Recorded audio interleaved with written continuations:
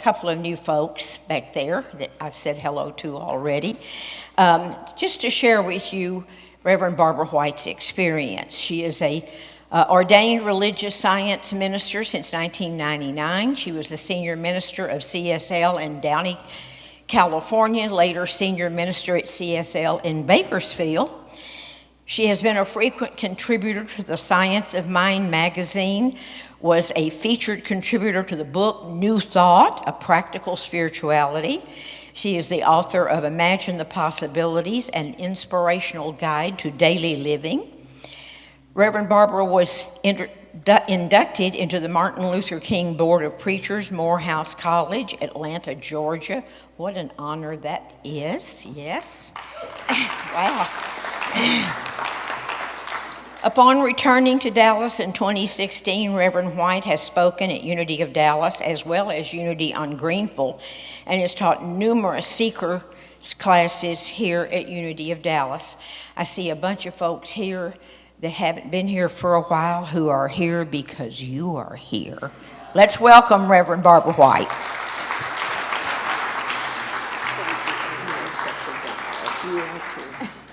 Good morning. It's good to be home because no matter where I go here in Dallas, this is my home. So I want to thank everybody for being here. I've made such dear friends, so many to remember. I do want to mention Billy Jones. She has been my guardian angel for so many years. And Alexis Rice, wherever she is, oh, there she is. She really was the reason I came into Unity. She is a master teacher, and when I took her prosperity class at a C class, I thought, I've got to come back here. I've got to come back here. And all of you, every one of you are so dear to me. So thank you, thank you, thank you. So should we start with a little, first of all, I want to thank Deborah, wherever Deborah went. Oh, there you go. There, okay. Thank you. Lovely, lovely music. And Bob Goodwin and the music, the band, and of course, complete blank. Thank you. You've got a marvelous music director here. So we start with a little joke. There was a lady who had not dated for many years. She was a widow. She was in her 80s, and a gentleman that she'd known for a long time who had just was in his 90s, but very active, and asked her out, and she was thrilled. And she got all dressed up, and her daughter said, "Oh, Mom, you look just wonderful." So they were gone, she and the date were gone for a while, and the mother came in and just looked sorrowful and shaking her head, and the daughter said, "Mother, what happened?" She said, "I had to slap him 3 times. And the mother said, "He got fresh with you?" She said, "No, he kept falling asleep."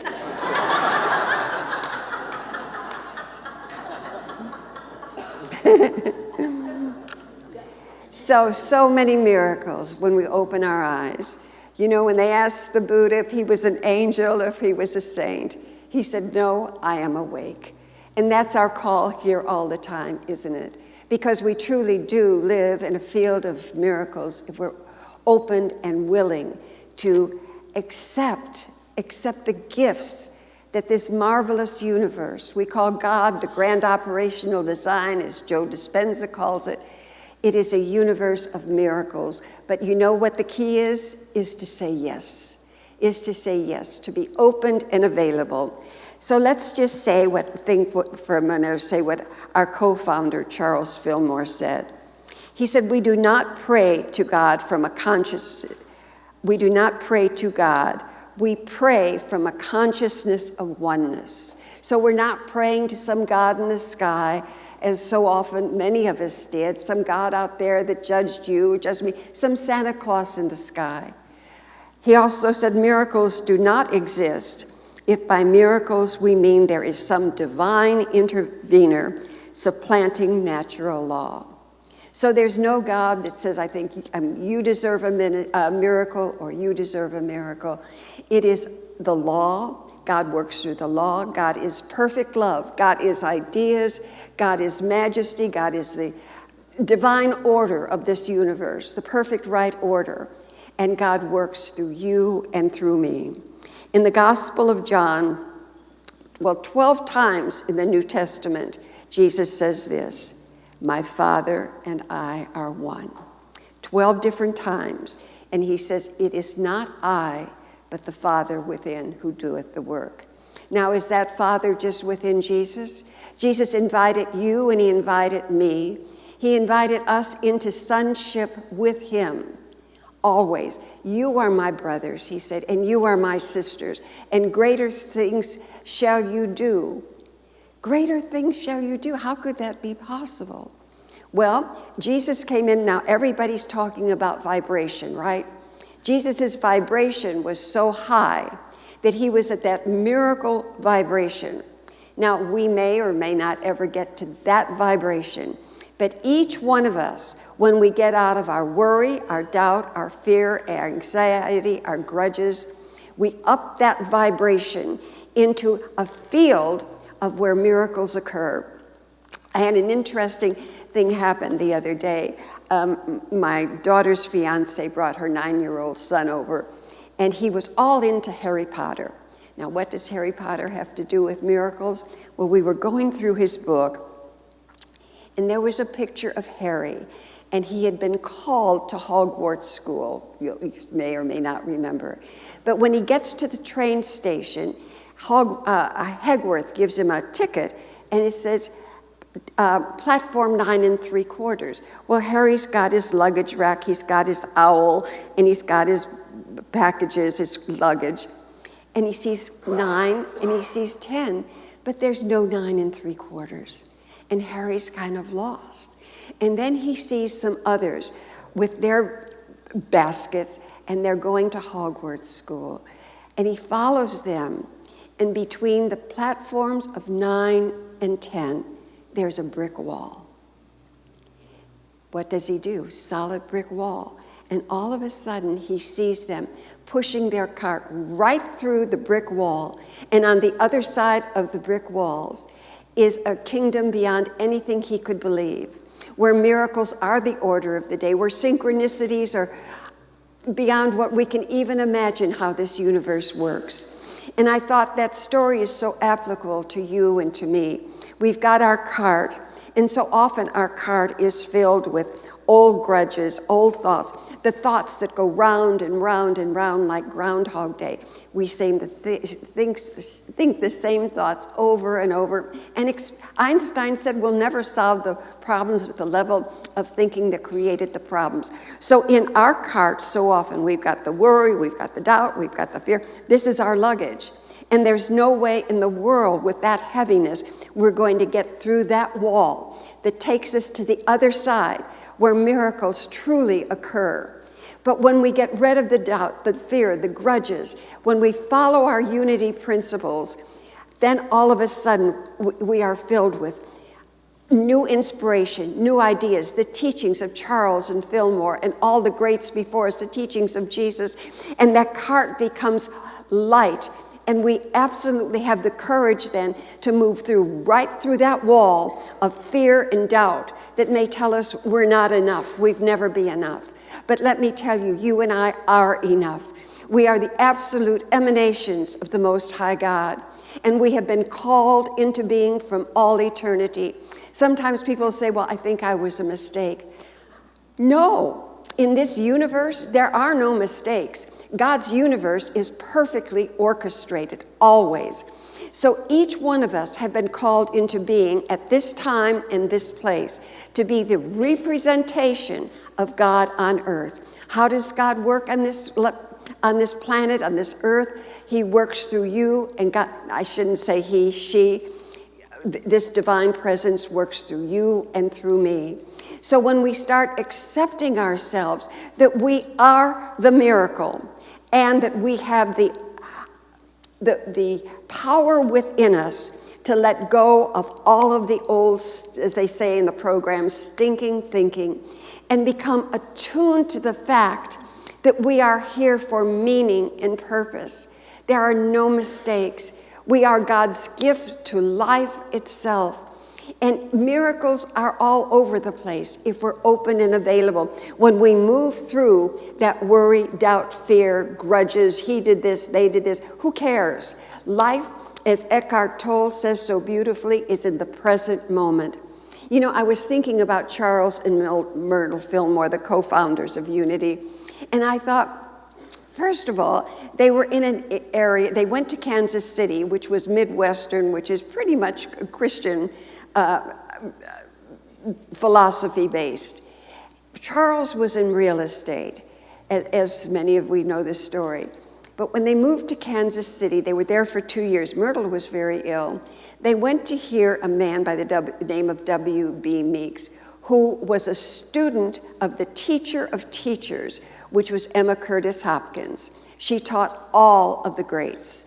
Little lady that was in Chicago. She had her hat and gloves on, and had hundreds and hundreds of people come to her. Well, as she got older, she passed her message, and W.B. Meeks went around the country, and Myrtle and Charles heard him.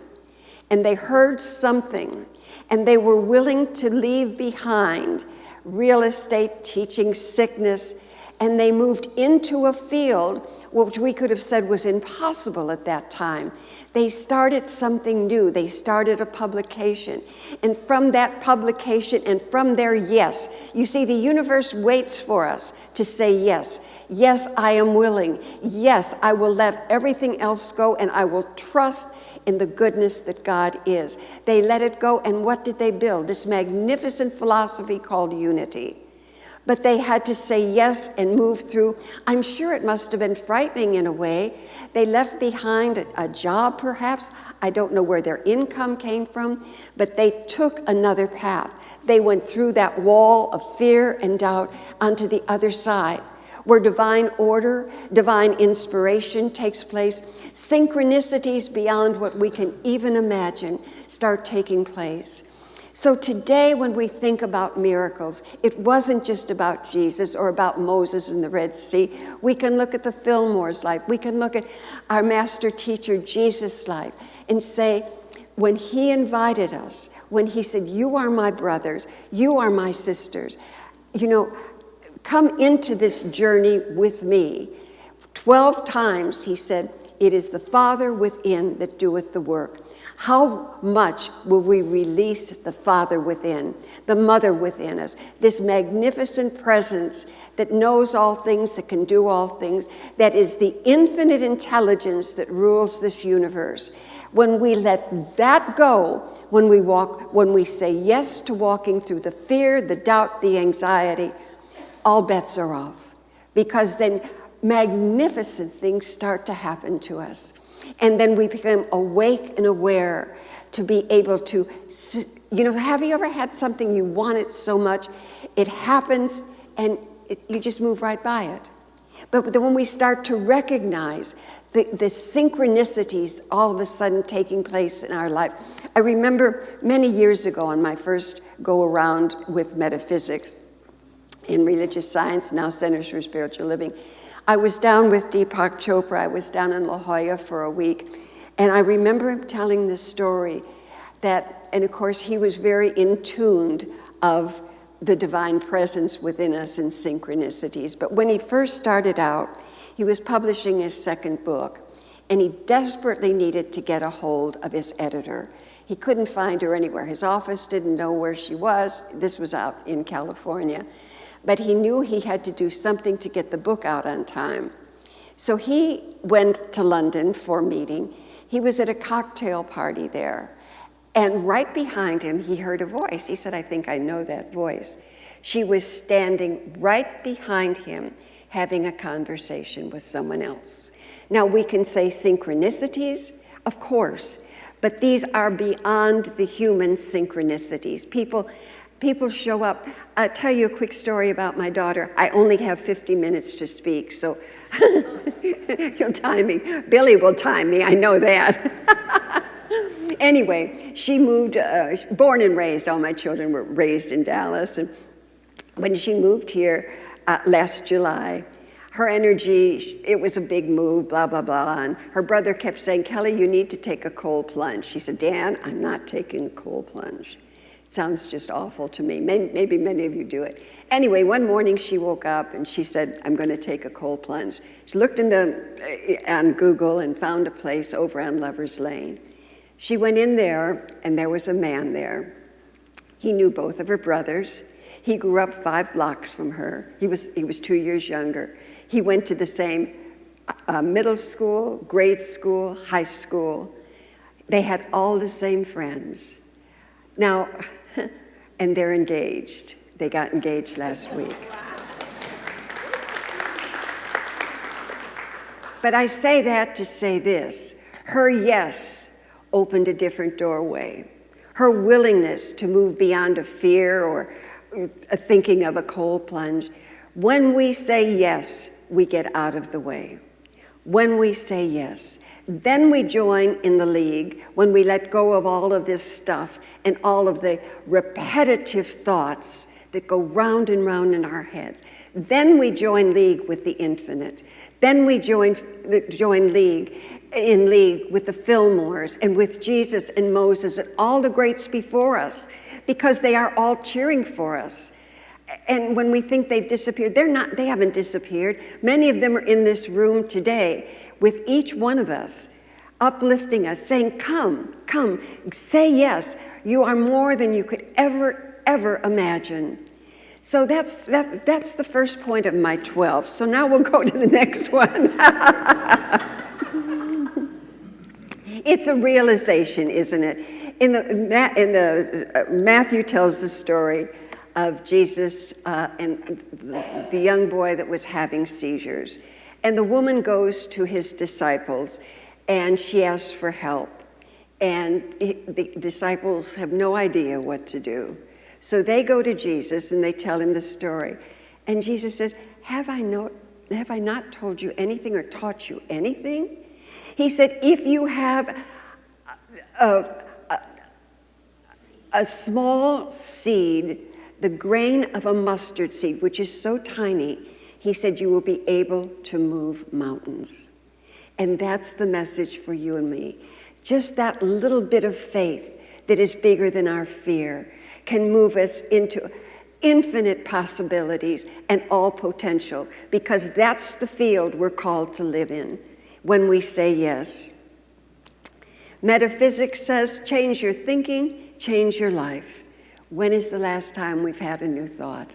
And people laugh, but when we think about our life, how we go round and round with the same thoughts. So we want miracles in our lives, let's say prosperity. And we're constantly, I want prosperity. I know prosperity is my birthright, but how in the world will I pay these bills next month? So it's contradictory thoughts. It's standing in the truth that, yes, prosperity is my birthright. I may have to do what I need to do on the human level to make sure that prosperity is in place. But I am going upstairs, and that's what Emma Curtis Hopkins, the great metaphysician, told us to be. Go upstairs. Take that high watch. I may have this going on. We don't deny it. We're not spiritual bypass peoples. Oh, everything's wonderful. Well, on the human realm, everything is not wonderful. But when we take it upstairs, we get a higher vision.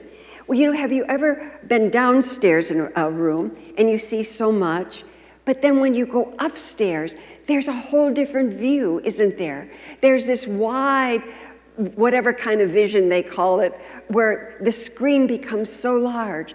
So we take that high watch. We take the steps on the human realm we need, but we keep the high watch that I may be experiencing this now, I may be experiencing lack or love, whatever it is. But there is a higher power, and when I stay upstairs, miracles take place, because that's our birthright. That's our birthright. Emerson said, what lies behind us, what lies in front of us, is nothing compared to what lies within us. And what lies within us is the power, the presence, and the majesty of God. This infinite intelligence that governs the universe is within you and within me.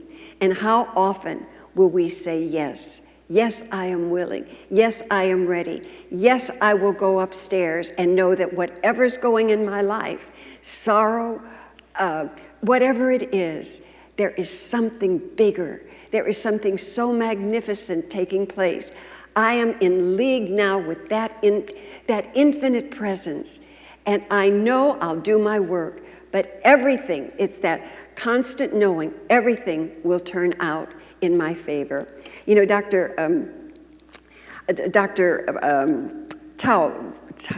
Roger Teal, he's my son's brother-in-law. I know him well now. I can't even say his name. Anyway, he tells a story about, they did a lot of trips at Mile High Church in Denver. It was a large church. This particular trip, they were going to Egypt, and they needed a $3,500 deposit. Well, there was, and he writes about this in his book, so I'm not giving any names away, a man by the name of Ed O'Donnell and his wife, Mary Ellen. And they had 2 kids in college, and they wanted that trip to Egypt so much. But they didn't have the extra $3,500 to put down on the down payment, and the time was running out. And Ed said to Dr. Teal, Roger, he said, Roger, don't give up. We're going on this trip. And Roger said, you know, Ed, he said, your deposit needs to be in 48 hours. And Mary said, we're going on that trip. That money will appear. And Roger said they were so definite about it. So Mary was cleaning out her garage, and what she found was an old envelope from Ed's grandmother. And when she opened it, an old coin fell out. So she gave him the letter, she gave him the coin. He took it to a coin dealer. The true story, guess what it was worth? $3,500.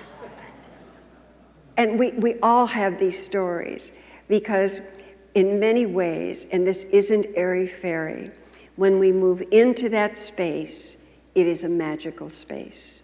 It truly is. And then there's a story of Alice Marie Johnson. Do you remember seeing her on the news lately? She talks about going from the big house, which was jail, to the White House, because in 1996 she was accused of, or caught with cocaine in her car. They accused her of being blah, blah, blah, cartel member. She was sentenced to life in prison. And after she had been in jail 20 or 30 years, whatever it was. But during that time, she caught a different picture of herself. She was no longer a cocaine dealer. She got the idea that there was something bigger at play in her life. So she studied and she became a hospice minister, or licensed hospice worker. She did that. Then she went on and became an ordained minister. And then her attitude was so powerful that she was more than what they accused her being. She saw something different in herself. That's our call. See something different in yourself. We walk with a higher vibration because we truly are God's beloved children. And whether we can say, well, I've done this, it doesn't matter in the mind of God. Remember, the only moment we have is the present moment. This universe keeps no record at all. We have the present moment to live in. Anyway, she started giving lectures all over to different people in different prisons. And there's a society that works with people with, I can't remember, a legal society. She got out of jail, was released early, and people noticed her. And the president, this isn't political, but the president went through her records, and she became what they call the pardon czar. Now, she doesn't look at hardened criminals' records, but people that have been put into prison for different reasons other than hardened criminals, and to see what they have done with their lives, how they have moved past any past discretions and gotten a bigger picture of themselves and are doing great things. And she now is the pardon czar, as I said. So she said she went from the big house to the White House. Now, how is that possible? Because she caught a different glimmer of herself. She caught the fact that no matter what she had done, she was more than this. And also that the universe doesn't keep score. It doesn't say, you did this and you did that. The universe is in the present moment. Jesus invited you and I into brotherhood. You are my brothers and you are my sisters. And isn't that a magnificent thought? You are my brothers, and you are my sisters, and greater things shall you do. And we say, oh, not me. Yes, you and I. And this universe needs us. It needs us, because if we don't shine our light, then the kaleidoscope of life that each one of us plays a part in doesn't get lit. That is dark.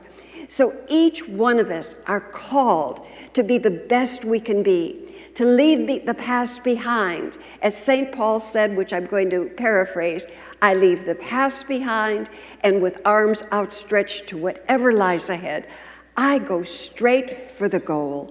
And that's what we're going to do here. Leave it behind, learn from it, be in the moment, and I'm going straight for the goal. I'm going straight for that wall into the world of where miracles take place all the time.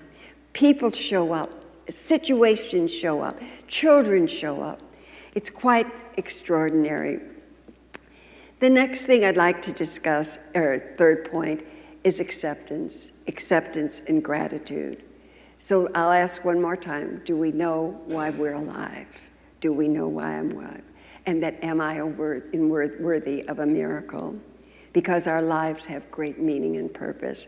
I was very undecided to tell a story today. And then I met Mark Helm out in the lobby, and he remembered a story that I had told the last time I was here about, if I can get through the story, about my son David, who 7.5 years ago got angry with his sister and I, and we were never truly clear exactly, and hadn't spoke to either one of us in 7.5 years. And that meant we hadn't been able to see his 3 children. And I would often think, if I see those children, I won't recognize them anymore. And I carried such great sadness for so long about it. Sometimes I thought it would break my heart. And so I went into worry, with doubt, with fear, would it ever happen? And then something marvelous, grace came in, grace that eases our path. And about 8 or 9 months ago, I thought to myself, and I went back to something Marianne Williamson said, we're together for a reason, a season, or a lifetime.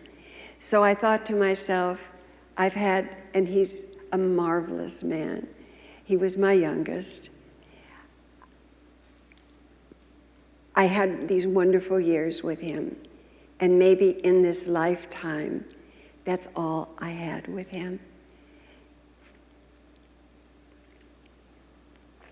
And I had to let it go. I thought, I'm just grateful for the time I had. But I never lost the vision, ever, that one day there'd be a knock on my door. And I've shared this in class. And one day, David would be standing there. And so I went through millions of knocks on my door. And I no longer was in the worry, but I never lost the vision.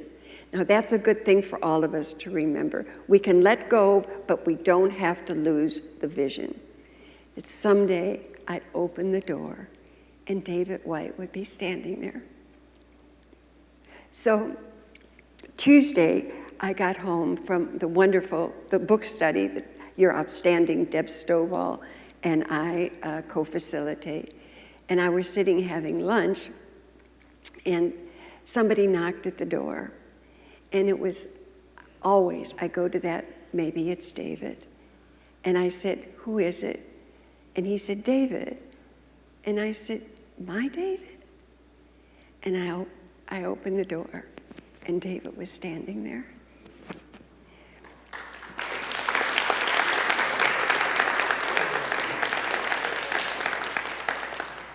But I had to let it go. I had to let go of all the worry, doubt, and fear. Now, I will tell you, Wednesday I was euphoric. He was leaving the country the next day for a week, and he never said he'd come back. But the next day I was in such gratitude. As I say, I was just euphoric. I was so grateful. And by Thursday, I was in total panic. What if? What if he never comes back? What if I never see him again? And I thought, I have left the field of miracles right now, and I'm back into the worry, the doubt, and the fear. And in the worry, doubt, and fear, we become blocked. And I worked, I cannot tell you. I prayed, I read everything that I knew to read. I meditated, and I was almost hyperventilating in fear. And finally, I got to the point of letting go and just staying in gratitude that one more time, at least in this lifetime, I got to see my son. And I can't tell you how many people have prayed about that. My friends have prayed about it. My classes have prayed about it. How many times I write to Unity online praying about it. So prayers are answered. And when we leave the field, which I was in for so long, of worry, doubt, and fear, anxiety, almost anger sometimes, and we go into that field that I let it go, I'm going to keep the vision, but I have to know the truth, a reason, a season, or a lifetime. I bless him. I prayed for him every day for so long, morning, noon, and night. So going back, getting out of the fear, I thought if I stay here, I'll never see him again, because we're all intricately connected. So moving back into the field of not knowing, but knowing that there is a power and a presence for good in this universe. And it always is working for us. So I have to, one more time, surrender to a knowledge and a power that is so much greater than anything I can imagine. And that's what we're all invited into. It's an acceptance. We know why we're alive. We know why we're worthy.